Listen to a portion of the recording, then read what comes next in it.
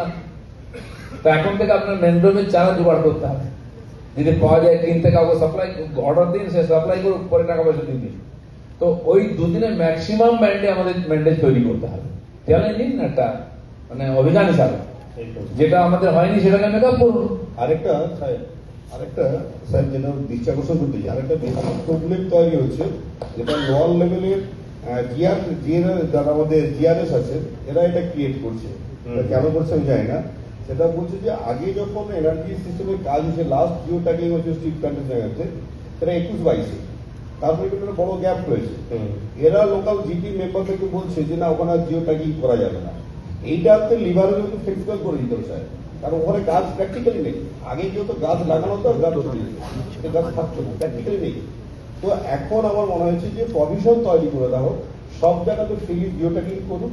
Jio tagging করার scope পেয়ে গেলে দেখুন গাছ লাগানোর কোনো সমস্যা থাকে না।